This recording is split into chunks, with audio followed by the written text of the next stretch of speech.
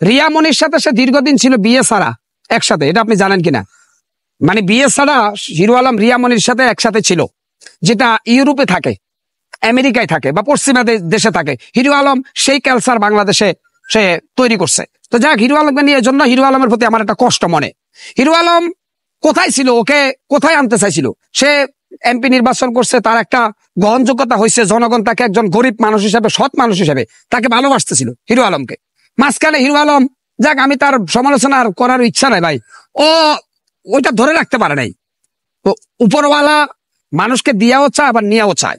তো হিরো আলম এক লাফে 5 তলায় উঠছে, আবার এক লাফে সে 5 তলাতে পড়ে এখন ভ্যানিশ হয়ে গেছে।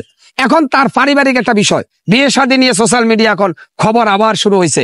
দেখলাম যে কিছু জাতীয় টেলিভিশনে হিরো আলমের সাক্ষাৎকার নেওয়া হচ্ছে। তো হিরো আলম বলতেছে ওর বাবার জন্য বউ ছেড়ে দিছে। যদিও ওখানে কথা বলার সময় 10 মাস 10 দিন বাবার পেটে বলছিল মনে হয়, কথাটা যাক মুখ দিয়ে তার বের হয়ে গেছে। এর কারণ হচ্ছে, শোনেন, একটা সুস্থ মস্তিষ্ক লোক কথা বলার সময় অনেক হিসাব করে বলে, তাও তাদের ভুল হয়, হিরো আলমের ভুল হওয়া স্বাভাবিক। কিন্তু হিরো আলম বলছে তার বাবার জন্য সে তার বউকে ছেড়ে দিছে। হিরো আলমের কয়টা বিয়ে করছে, একটা বউ টিকে না কেন ভাই? আমি বুঝলাম না বিষয়টা। হিরো আলম যে কয়টা বিয়ে করছে, একটা বউ সে টিকাইতে পারে নাই। এর কারণ হচ্ছে হিরো আলমের নৈতিক চরিত্র ভালো না। এই কথাটা আমি বারবার বলছি। আরে ভাই, চরিত্র হচ্ছে মানব জীবনের মুকুট স্বরূপ। আপনার চরিত্র যদি ভালো হয়, আপনি পৃথিবীর সবচেয়ে কালো হইতে পারেন, এরপরও আপনি আল্লাহর কাছে হীরা। আর আপনার চরিত্র যদি খারাপ হয়, আপনি বিশ্ব সুন্দরী হলো, আপনি হচ্ছেন ডাস্টবিনের ময়লা। চরিত্র মানব জীবনের মুকুট স্বরূপ। তো হিরো আলম হচ্ছে একটা দুধ চরিত্র লোক মিয়া।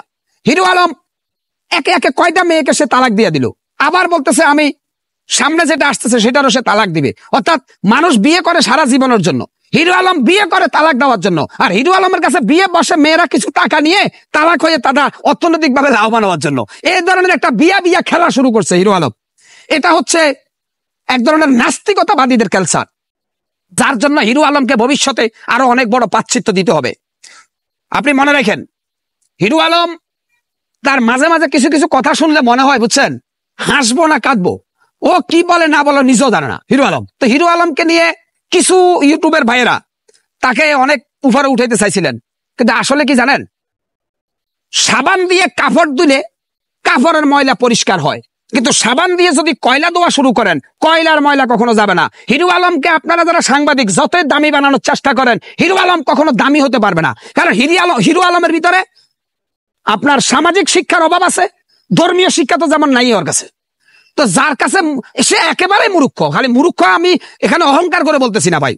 আপনি একজন কৃষককে যদি বিশ্ববিদ্যালয়ের প্রফেসরের চেয়ারে বসান, সে কি বিশ্ববিদ্যালয়ের ছেলেদেরকে পড়াইতে পারবে? তার কাজ হলো কৃষি কাজ করা। হিরো আলম হচ্ছে এক ধরনের জুকার, সে বিভিন্ন জায়গায় ওই যে টিকটক মিকটক করে, কিছু ভিউ কামায়, মোটামুটি চলে। কিন্তু তারে আইনা, হিরো আলমকে আইনা আপনারা দেশের রাজনীতিতে অন্তর্ভুক্ত করতে চাচ্ছেন, এটা পাগলের পলাপ। আরে ভাই, আব্রাহাম লিঙ্কনের যে নৈতিকতা ছিল সেটা কি হিরো আলমের আছে নাকি মিয়া? ইশরাক জাগা সিটির মেয়র হয়েছে, হিরো আলম হবে, এটা কেমন কথাবার্তা বলেন? হিরো আলমকে তো শুধু একটা সময়ে মানুষ উপরে উঠেছিল। হিরো আলম কি কোনো রাজনীতিবিদ ছিল?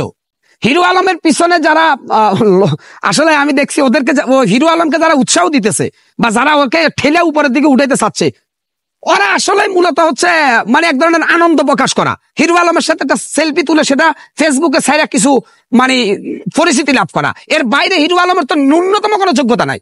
হিরো আলম তো এদেশে মেম্বার হওয়ারও যোগ্য না। আপনি কেন হিরো আলমকে মানে ওই এমপি বানাতে চাইবেন? তার মানে কি জানেন, ডক্টর ইউনূসের মতো লোক থাকা অবস্থায় কি এটা সম্ভব? আর আশা করি যদি বাংলাদেশে কোনো প্রধানমন্ত্রী আর রাষ্ট্রীয় ক্ষমতা আসে, হিরো আলমের মতো এইসব লোক রাজনীতির প্ল্যাটফর্মে কোনোদিন দাঁড়াইতে পারবে না। এর কারণ হচ্ছে আওয়ামী লীগের উপরে জিত করে বিএনপির একটি অংশ হিরো আলমকে দাঁড় করেছে, এটা বিএনপির কারণে হিরো আলম উপরে উঠছে। আবার সেই বিএনপির নামে হিরো আলম মামলা করে, রুহুল কবির রিজভির নামে সে 50 কোটি টাকার মানহানি মামলা করে হিরো আলম। ওর মাথায় কিছু আছে হিরো আলমের?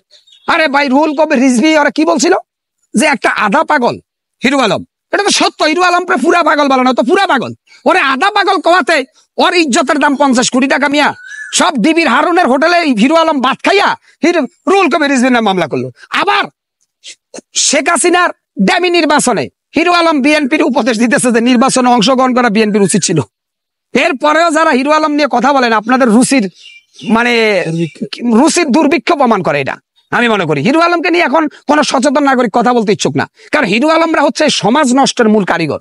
হিরো আলমকে কিন্তু আপনার বিভিন্ন নাটকে, শর্ট ফিল্মে ওখানে মানায়, কিন্তু হিরো আলমকে তো বাস্তবে সামাজিক কোনো কাজে ওরা মানায় না তো। আবার হিরো আলমের জন্য বিদেশ থেকে নাকি স্বর্ণের চেন পাঠায়, ওই যে ওগুলা অবৈধ মাফিয়া, ওদের টাকার কোনো অভাব নাই, হিরো আলমরে একটা স্বর্ণের চেন দিয়া হেয়া ভাইরাল হইতে চায়। মানে হিরো আলম হচ্ছে ভাইরালের কারখানা ভাই। হিরো আলম কিন্তু তার ব্যক্তিগত কোনো ইমেজ নাই, তার নৈতিকতা নাই, তার ধর্মীয় শিক্ষা নাই, তার সামাজিক শিক্ষা নাই। এরপরেও হিরো আলমের পিছনে এখন দেখি যে আমাদের জাতীয় টেলিভিশনের সাংবাদিকরা দৌড়াচ্ছে। এটা হচ্ছে রুচির দুর্ভিক্ষ বাংলাদেশে। হিরো আলমের জায়গায় থাকতে দেন। হ্যাঁ, আমি অনেকে বলবেন যে তুমি হকার, তুমি কেন রাজনৈতিক বড় বড় কথা বলো, এমপি মন্ত্রী। আরে ভাই, আমি তো ছাত্র রাজনীতি করে বড় হয়েছি, আমি তো লেখাপড়া করছি, আমি তো স্কুল কলেজে গিয়েছি ভাই, আমার তো সার্টিফিকেট আছে। তা আপনারা আমাকে হিরো আলমের জায়গায় আনতেছেন কেন? আমি বাদাম বিক্রি করলেও হ্যাঁ, আমি আমার নাম গ্রাম ঠিকানাটা ইংলিশে লিখতে পারি তো। আরে ভাই, আমি কি হিরো আলমের মতো আপনি প্রশ্ন করলে কি আমি উত্তর দিতে পারবো না? আর আমি ওই জন্যই বলছিলাম যে আমি যত ছাত্র রাজনীতি করছি, আমি বাংলাদেশের প্রধানমন্ত্রী হওয়ার যোগ্য। আমি বলছি না প্রধানমন্ত্রী হইতে চাইছি, কেন আমার ভিতরে মোটামুটি শিক্ষা যোগ্যতা আছে তো, আমি তো মূর্খ না ভাই। একটা প্রধানমন্ত্রী হওয়ার জন্য কি খালি মাস্টার ডিগ্রি পাস করা লাগে? মোটামুটি ইন্টারমিডিয়েট পাস করলেই তো চলে ভাই।